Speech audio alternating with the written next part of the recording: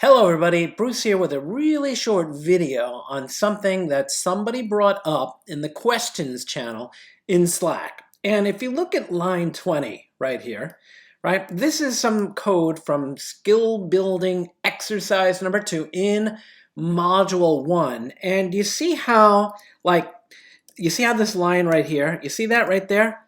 And when I save it, right, you see the formatter kicks in, right? That's that PEP 8 stuff, or that auto PEP 8 stuff kicking in, and the student wasn't happy with the way it was formatting. Now just know that that's the way that the people who define the PEP 8 standard want to see the code formatted.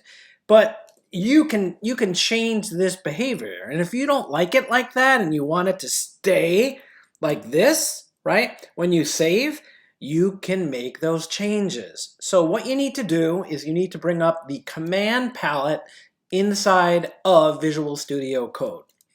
The next thing you need to do is type settings, and notice how it says right up here, open settings JSON, J-S-O-N, it's pronounced JSON. So you open that up, and I don't know what yours is going to look like, but this is mine. And what you want to do is you want to go after the last comma. And if you don't have anything in here, that's okay. What you're going to do is you're going to type in or paste in these lines that I just typed in here, okay, that I just pasted in here.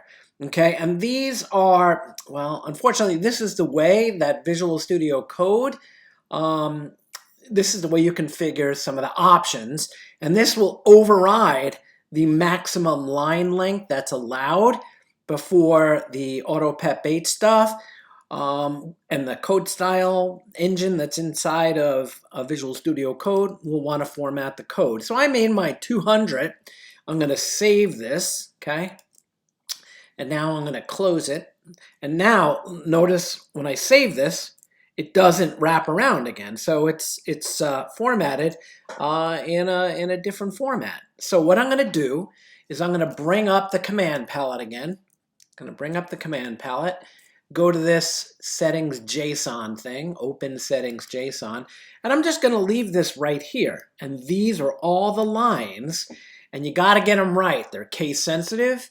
These are the ones that you need to put in that file, and once you do it, right, you save it, just like you save everything else. You can do it via a keyboard shortcut or file save inside of VS Code, and you got it. That's how you override that, that line wrapping thing, all right?